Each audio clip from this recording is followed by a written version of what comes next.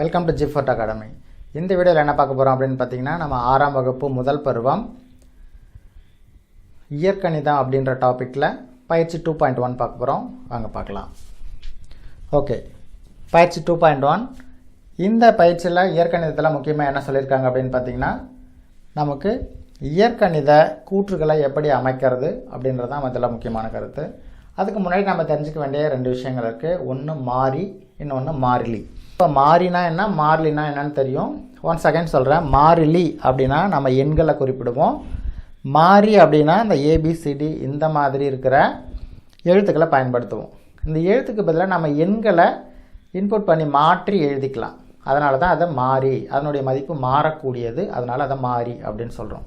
Okay, இப்போ நம்ம பயிற்சிக்கு போகலாம் வாங்க. ஓகே, இப்போ பார்த்திங்க அப்படின்னா நம்ம பயிற்சி 2.1 பார்க்க போகிறோம். கோடிட்ட இடங்களை நிரப்புக. கணக்கு 1, ஏபிசி XYZ ஆகிய எழுத்துக்கள் டேஷை குறிப்பதற்கு பயன்படுகின்றன அப்படின்னு கொடுத்துருக்குறாங்க. நம்ம மாறிகளை குறிப்பதற்கு பயன்படுகின்றன. அப்போ நம்ம இங்கே என்ன எழுதணும்னு பார்த்திங்கன்னா, மாறிகள் அப்படின்னு எழுதணும்.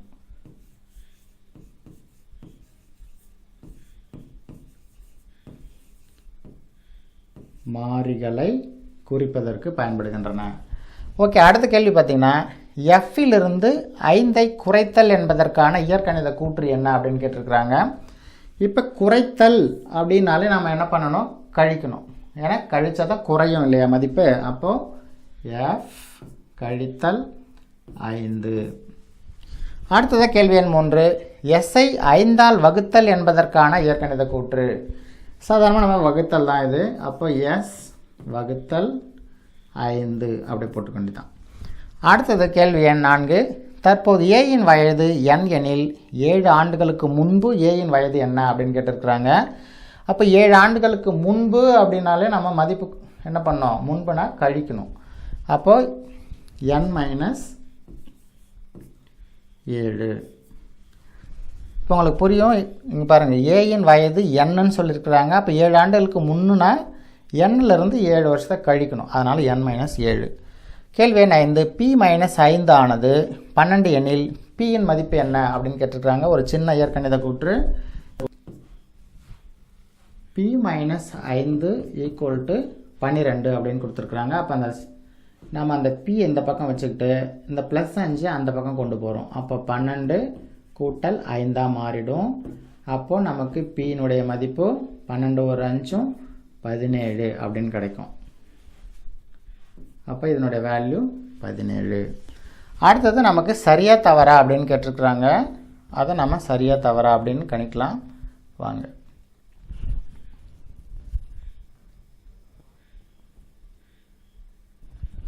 ஓகே, முதல் கேள்வி என்ன அப்படின்னு பார்த்தீங்கன்னா, ஒரு பென்சில் கொடுத்துட்டாங்க. அந்த பென்சிலின் முழு நீளம் வந்து உங்களுக்கு 6 சென்டிமீட்டர் கொடுத்துருக்குறாங்க. அப்போ A + B அப்படின்னு 2 பகுதியாக பிரிச்சுட்டாங்க. அப்போ எழுத்துக்கோளின் Bயின் பகுதியின் நீளம் A - 5 அப்படின்னு கொடுத்துருக்குறாங்க. இப்போ நல்லா கவனிக்கணும். இது சரியாக தவறாக நம்ம கண்டுபிடிக்கணும். இப்போ மொத்த நீளம் 6. இந்த 6லேருந்து இந்த ஏவை கழிச்சா தான் நமக்கு பிஏ கிடைக்கும். அவங்க என்ன சொல்லியிருக்கிறாங்கன்னா, ஏலேருந்து 6 கழிக்கணும் அப்படின்னு சொல்லியிருக்கிறாங்க. அப்போ இது தவறான கூற்று. அதுக்கு அடுத்தது, ஆப்பிளின் விலை X மற்றும் வாழைப்பழத்தின் விலை 5 எனில் இவ்விரு பழங்களின் மொத்த விலை. நல்லா கவனிக்கணும். இங்கே மொத்தம் அப்படின்னு கேட்டாலே நாம் கூட்டிக்கணும். அதாவது குறையுது அப்படின்னா கழிக்கணும், மொத்தம்னு கேட்டால் கூட்டணும், மடங்குகள் அப்படின்னு கேட்டால் பெருக்கணும், சம பங்கீடு அப்படின்னு சொன்னால் அதை வகுத்தணும். ஓகே, எப்போ மொத்த விலைன்னு கேட்டிருக்கிறாங்க. அப்போ X + 5 கூட்டியிருக்கிறாங்க. அப்போ இது சரியான கூற்று. அடுத்ததாக கேள்வி எண் 3, C-யின் 3 மடங்கை விட 10 அதிகம் எனில் கூற்று 10C + 3ஐ குறிக்கிறது அப்படின்னு சொல்கிறாங்க. நல்லா கவனிக்கணும். மடங்கு அப்படின்னாலே நாம் பெருக்கணும் அப்படின்னு சொன்னோம். அப்போ C-யின் 3 மடங்கு, C-யின் 3 மடங்குனா அங்கே 3C தான் வரணும். ஆனால் இங்கே 10C இருக்குது. அப்போது இது தவறான கூற்று. கேள்வி எண் 4, 10 அரிசி பைகளின் விலை T எனில் ஒரு அரிசி பையின் விலை T/10 ஆகும் அப்படின்னு சொல்லியிருக்கிறாங்க. அப்போ 10 அரிசி பையின் விலை மொத்தம் ஒரு தொகை இருக்கும்.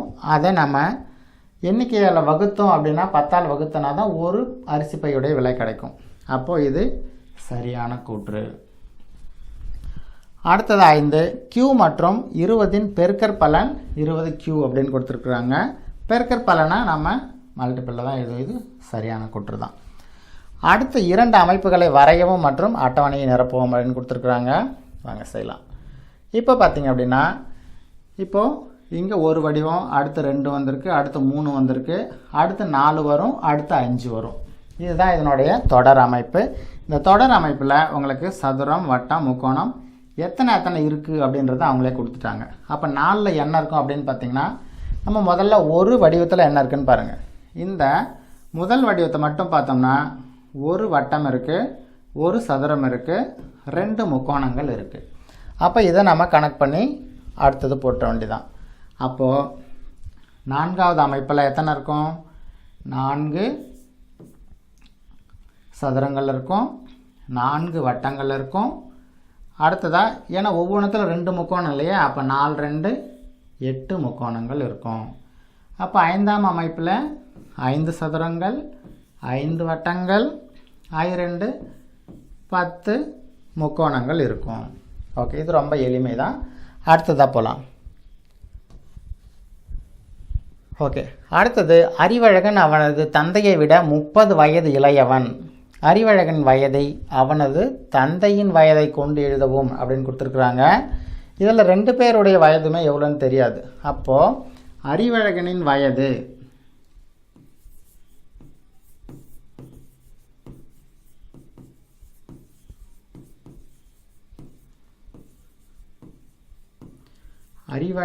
வயது என்ன அப்படின்னு பார்த்தீங்கன்னா தந்தையின் வயது தெரியாது, அதனால் அது எக்ஸ் அப்படின்னு வச்சுக்கலாம். எக்ஸ்லேருந்து 30 வயது இளையவன், அப்போது x - 30 அப்படின்னு நம்ம அறிவழகனின் வயதை எழுதிக்கலாம். அடுத்ததாக கேள்வி எண் 5 u என்பது இரட்டை எண் எனில் பின்வருவனவற்றை எவ்வாறு குறிப்பிடுவாய் அப்படின்னு கேட்டிருக்கிறாங்க. இப்போ யூயின் அடுத்த இரட்டை எண் எது அப்படின்னு கேட்டிருக்கிறாங்க. அப்போ யூயின் முந்தைய இரட்டை எண் எது? இரட்டை எண் அப்படின்னாலே 1 2 கூட்டணும், இல்லை 2 கழிக்கணும். ஓகே, அப்போ என்ன பண்ணலான்னா இங்கே அடுத்த எண் அப்படின்னா u + 2, யூயின் முந்தைய எண் அப்படின்னா u - 2. ஓகே, அடுத்ததாக உங்களுக்கு பின்வரும் வாய்மொழி கூற்றுகளை இயற்கணித கூற்றுகளாக மாற்றுக அப்படின்னு சொல்லியிருக்கிறாங்க. அப்போ t உடன் 100ஐ அதிகரிக்க அப்படின்னா என்ன, நமக்கு கூட்டணும். அப்போது t + 100. அடுத்ததாக q-வின் 4 மடங்கு அப்படின்னாலே நம்ம பெருக்கணும்னு சொல்லியிருக்கிறோம். அப்போ 4q அப்படின்னு எழுதணும். அடுத்ததாக y-இன் 9 மடங்கிலிருந்து 4ஐ குறைக்க அப்படின்னு சொல்லியிருக்கிறாங்க. அப்போ y-இன் 9 மடங்கு அப்படின்னா 9 மடங்குனா பெருக்கிறோம், 9y குறையுதுன்றதுனால கழித்தல் 4. அப்போது 9y கழித்தல் 4. ஓகே, 7ல் முதல் கணக்கு x-ஐ 3ஆல் வகுக்க.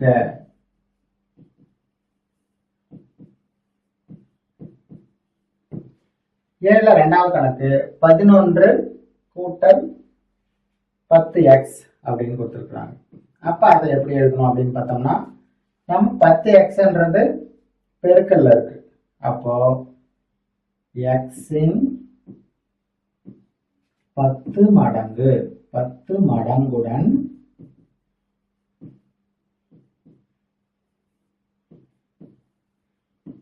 x-இன் 10 மடங்குடன் 11ஐ கூட்டுக.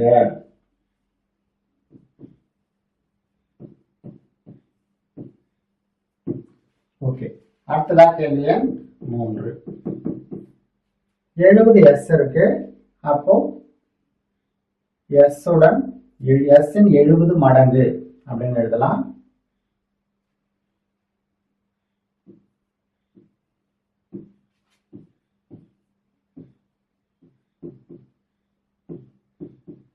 ஓகே, இவ்வளவுதான்.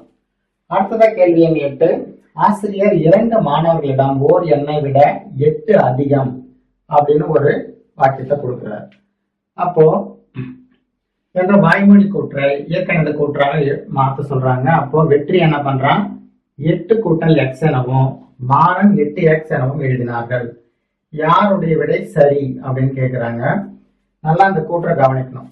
ஓர் எண்ணை விட 8 அதிகம் அப்படின்னு சொல்லியிருக்கிறாங்க. அப்ப அதிகம் அப்படின்னாலே நம்ம என்ன பண்ணோம், கூட்டல் தான் செய்யணும். அப்போ வெற்றி வந்து 8 கூட்டல் எக்ஸ் அப்படின்னு சொன்னதுதான் இங்க சரி. அப்ப யாருடைய விடை சரியானது அப்படின்னு பாத்தீங்கன்னா வெற்றியின் விடை சரியானது அப்படின்னு நாம எழுதணும். வெற்றியின் கூற்று சரியானது.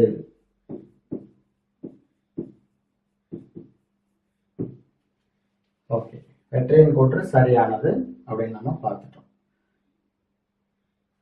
ஓகே, அடுத்ததான் நம்ம 9வது கணக்கு போலாம் வாங்க. இப்போ 9வது கணக்குல அப்படி பாத்தீங்கன்னா பின்வரும் வினாக்களுக்கு விடையளிக்க ஒண்ணு பாத்தீங்கன்னா ஜி ஆனது 300 எனில் G-1 மற்றும் G+1 இன் மதிப்பு என்ன அப்படின்னு கேட்டிருக்கிறாங்க. இப்ப நல்லா கவனிக்கணும். பின்வரும் வினாக்களுக்கு விடையளி. இப்ப ஜியினுடைய மதிப்பு கொடுத்துட்டாங்க நமக்கு 9ல 2. இப்போ ஜியின் மதிப்பு நமக்கு 300 அப்படின்னு கொடுத்துட்டாங்க. அப்பனா நமக்கு G-1 என்னவா இருக்கும், ஜியினுடைய மதிப்பு 300, அப்ப 300 போட்டுக்கணும். இந்த -1 நம்ம என்ன பண்ணோம், கழிச்சிடணும். அப்போ 300ல 1 கழிச்சிங்க அப்படின்னா 299. ஜியினுடைய மதிப்பு 299. அடுத்ததான் என்ன கேட்டிருக்காங்க பார்த்தீங்கன்னா G+1 அதனுடைய மதிப்பு என்ன அப்படின்னு கேட்டிருக்காங்க. அப்ப G+1 ஈக்குவல் டு ஜியினுடைய மதிப்பு நாம 300 அவங்களே கொடுத்துட்டாங்க. அப்ப +1 கூட்டுனீங்க அப்படின்னா 301 அப்படின்னு நமக்கு கிடைக்கும்.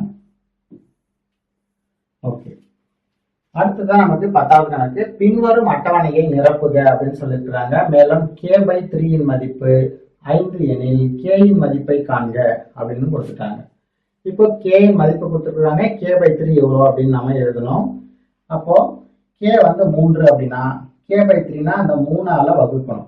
அப்போ 3ஆல வகுத்தோம்னா ஈவு 1 கிடைக்கும். 6 2ஆல வகுத்தோம்னா 3ஆல வகுத்தோம்னா 2 கிடைக்கும். 9 3ஆல வகுத்தீங்கன்னா 3 9, அப்போ 3 கிடைக்கும். இங்க 12 இருக்கு.